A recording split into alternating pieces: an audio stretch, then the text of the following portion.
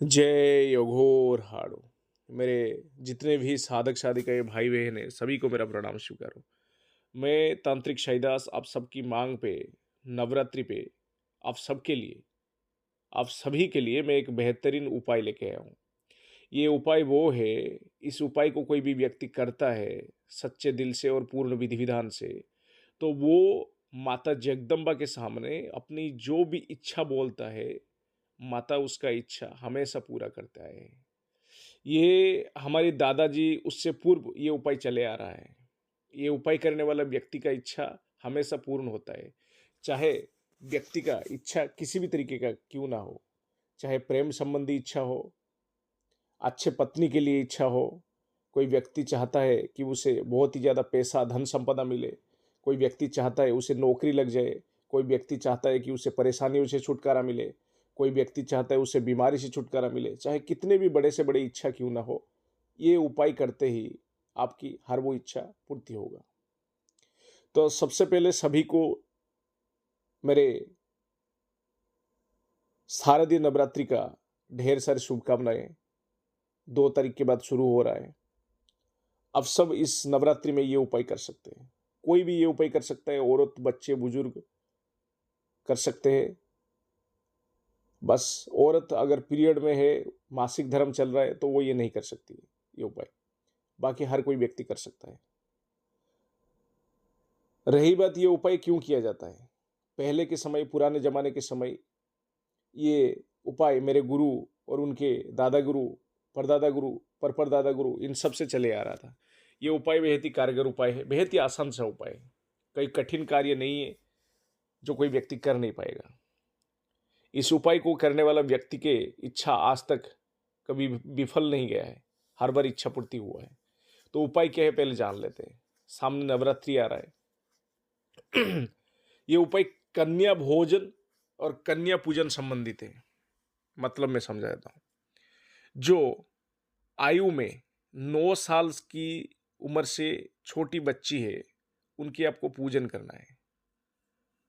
कुंवारी कन्या या बालुत जो कहते हैं हमारी भाषा में, छोटी बच्ची का पूजन करना है।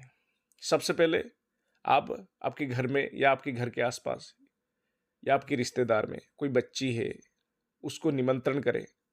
ठीक है, न्योता दे आपके घर में आने का। फिर उसका पूजन करें सामान्य तरीके से। ठीक है, कैसे पूजन करें? उस बच्चे के अंदर आपको माता के स्वरूप को देखना है। फिर उसी बच्चे के सामने धूप दीप, एक प्लेट में धूप दीप लगा लीजिएगा, थोड़ा सा अक्षत रख लीजिएगा, थोड़ा सा दूर्बा रख लीजिएगा। ठीक है, थोड़ा सा पुष्प रख लीजिएगा, थोड़ा सा पानी रख दीजिएगा, और भोजन आखिर में करवाएंगे उससे। फिर कुछ दक्षिणा से भी दीजिएगा आप, जैसे कन्या पूजन किया जाता है। सर्वप्रथम आप उस बच्ची को स्नान कराए। अगर घर से स्नान करके आए हैं तो उसे तिलक लगाए। फिर थोड़ा सा हो, कई बार ऐसा भी होता है जिनके पैसे होते वो 16 श्रृंगार दे देते बच्चे को। फिर धूप दीप करते हैं, आरती उतारते हैं उस बच्चे का। फिर उसको भोजन के लिए निमंत्रण करते और भोजन में बिठाते। फिर जाते वक्त दक्षिणा राशि देते और उनको पैर छू के भी प्रणाम करते हैं, क्योंकि वो माता के स्वरूप मान के पूजा किया जाता है। ऐसे आपको 9 दिन तक करना है। हाँ, लेकिन शर्त ये है, पहले दिन 1 बच्ची, दूसरे दिन 2 बच्ची, तीसरे दिन 3 बच्ची, चौथे दिन 4 बच्चे। ठीक है, 9 साल की कम उम्र की बच्ची, लड़की जो कहते हैं। ऐसे 5वें दिन 5, 6वें दिन 6, 7वें दिन 7, 8वें दिन 8, 9वें दिन 9 बच्ची। मेरा थोड़ा सा क्या है, गला बैठा हुआ है। ऐसे करके आपको 9 दिनों तक ये पूजा करना है। ठीक है, और रोज भोजन कराना है, और दक्षिणा के रूप में लड़कियों के हाथ में कुछ ना कुछ दक्षिणा से आपके सक्षम के हिसाब से दे। ये उपाय के पश्चात, ठीक है, 10वीं के दिन घर में किसी भी एक ब्राह्मण को भोजन करवाए। अगर ब्राह्मण आपके घर में भोजन नहीं करना चाहता है तो उसे कुछ पैसा दीजिए या कुछ खाद्य पदार्थ खरीद के दे दीजिए। ठीक है, और उनसे आशीर्वाद लीजिएगा। और आशीर्वाद लेते वक्त मन ही मन आपकी जो भी इच्छा है, माता को याद करते हुए, ध्यान करते हुए आप अपनी इच्छा बता दीजिएगा। मैं लिख कर देने के लिए तैयार हूँ, आपकी इच्छा पूर्ति होगा। ये आजमाया हुआ उपाय है। पिछले साल मेरे कई सारे शिष्यों ने ये उपाय किए थे, उनको सफलता मिला था और उनका काम भी बना था। और इस आप इच्छा कोई भी किसी भी तरीके का क्यों ना हो सकता है, पैसों की हो, किसी भी तरीके का इच्छा पूर्ति होगा। बस सच्चे दिल से ये उपाय करें। ध्यान रहे एक चीज का, बीमार व्यक्ति ये उपाय नहीं कर सकता है और जो औरत मासिक धर्म से पीड़ित है वो नहीं कर सकता है।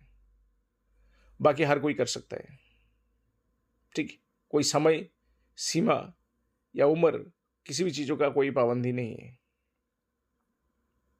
बेहद ही अच्छा उपाय है जो हमारे गुरु प्रदत्त उपाय है, और ये उपाय करने के लिए मैं हर किसी को आज्ञा दे रहा हूँ। जो मेरे शिष्य है उनके लिए भी, और जो मेरे शिष्य नहीं है उनको भी मैं आज्ञा दे रहा हूँ, कर सकता है।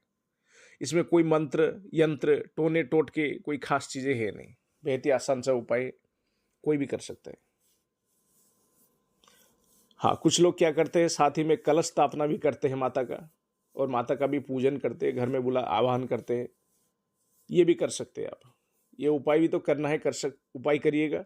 साथ ही में कोई व्यक्ति चाहता है माता का घर में कलश बिठाना, पूजा करना, जैसे विधिवत तरीके से किया जाता है, या किसी पंडित के द्वारा पूजा करवाना, कर सकते हैं, कोई दिक्कत नहीं। और भी अच्छी बात है। ठीक, सभी को बधाई ढेर सारी आने वाले नवरात्रों के लिए। और मेरा आशीर्वाद है ये उपाय करके आप अपना परेशानी इच्छा पूर्ति कर सकते हैं। जय घोराडो। शिवरात्रि।